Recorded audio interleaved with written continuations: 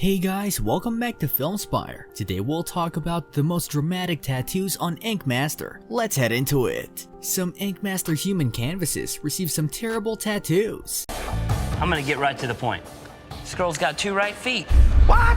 Part of the shtick of Ink Master is that the human canvases get what they want. Then they have to deal with the judges picking apart and pointing out all the terrible features of a tattoo they'll have for the rest of their lives. But hey, it's a free tat, right? Still, having saved a few $100 on your payment disfigurement isn't much of a consolation when the artist really bungles the tattoo. Screen Rant ranked the show's worst tattoos, and boy, there were some awful ink among them. Some of our favorites were the person drawn with 2 right feet, and the horrifying portrait tat that included every single wrinkle of the canvas's elderly mother. Every single one. One of the absolute worst was the artist who misspelled the Bible verse his canvas wanted. There has been some debate over whether tattoo artist Roland's acid cat is good or a nightmarish bad trip inked onto a person's skin. The number 1 tattoo on this list was a Victorian lace throat tattoo that Judge Oliver Peck called a big black mess, something he knows all about. Luckily for victims of such terrible tats, the producers thought of the spin-off Ink Master's Redemption,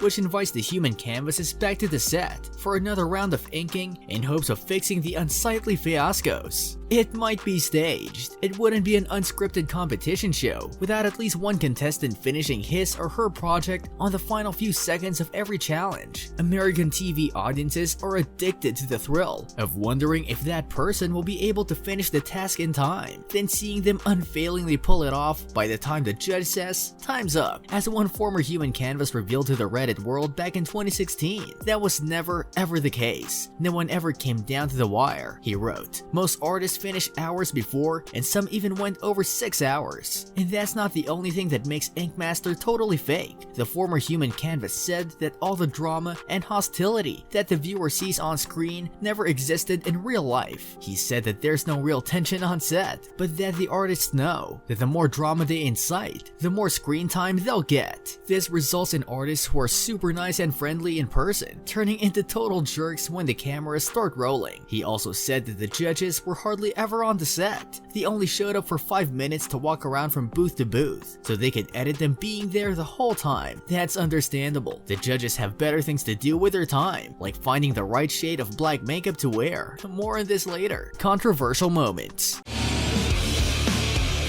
I'm gonna kick those boys' butts today. Yeah. As if those frightful tattoos weren't bad enough, Ink Master has sure seen its fair share of controversial moments in its 186 episodes, a list of which Screen Rant was more than happy to compile. One of those came in season 3, when producers thought it would be great to send the artists into a prison to have them do some traditional single needle prison tats on real-life convicts. Luckily, no one asked for a swastika or anything like that. Ink Master has also been criticized for his treatment of women. It took the show 8 seasons. That's right, 8 seasons to see a female champion, Ryan Ashley. The show is apparently not a safe space for them either. One former employee reportedly experienced sexual harassment on the set and ended up suing the producers after she was fired for filing a complaint about it. Then there was that episode in season 4 where all the human canvases appeared totally butt naked, which made some of the competitors understandably uncomfortable. The show's biggest controversy came in 2020, however, when Oliver Peck was booted off the judges panel, and Ink Master ended up calling it quits. The human canvases.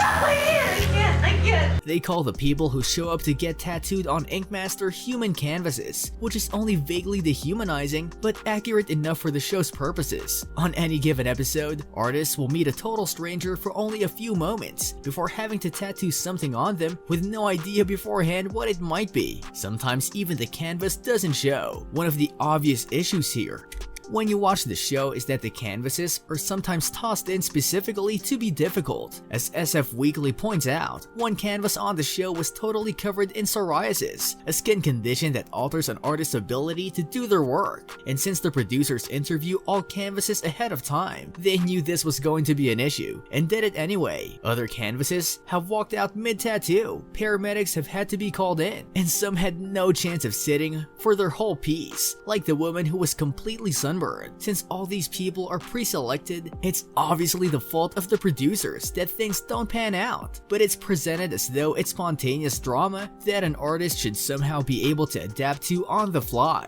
This brings us to the end of our video. I hope you enjoyed it. Hit like if you did, and don't forget to subscribe to our channel so that you don't miss any of our videos in the future. Also watch the 2 videos that are on your screen because I'm sure you'll love them. With that, I'll see you in the next video.